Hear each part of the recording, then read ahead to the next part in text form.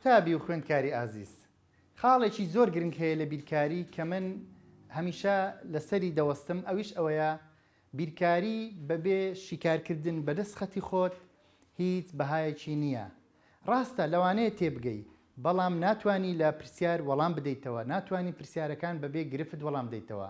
کەواتە باشترین ڕێگە بۆ فێربوونی تۆ ئەوەیە دوای ئەوەی کە لە ئەپلیکیشنی ئاوات ئەکادمی لەگەڵ مامۆستا دەبی، مامۆستا لەگەڵتە وانەکە بۆشی دەکرێتەوە تێدەگەی، دەبێ پەڕە و وەرەقە و قەڵەمت لەلا بێت، خۆت پرسیارەکەش شیکار بکەوە. ئەگەر هەمووشی نەبێت چەند پرسیارێکی شیکار دەکەیەوە، ئەو کاتە بە باشی ئەوەی کە لە ناو ئەپلیکیشنەکە هەیە، ئەوەی کە لە ناو شاشەی ئایپادەکەت هەیە دێتە ناومێشکت.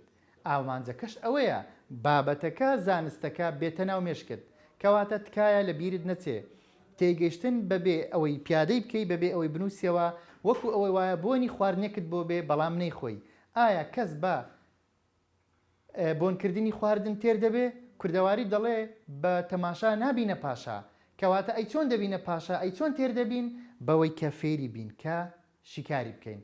بۆیە تکایە کە لە من تێدەگەی و دڵنیاشت دەکەمەوە لە من تێدەگەی، چونکە من هەوڵم داوە هەموو ئەزمموی 17 ساڵی خۆم بەکاربهێنم لە خزمەتکردنی تۆ لەم ئەپلیکیشنە ناوازەیە، بۆیە تۆش دەبێ بتانی لێم تێبگەی و من گرنگی پێدەدەم کە تێدەگەی.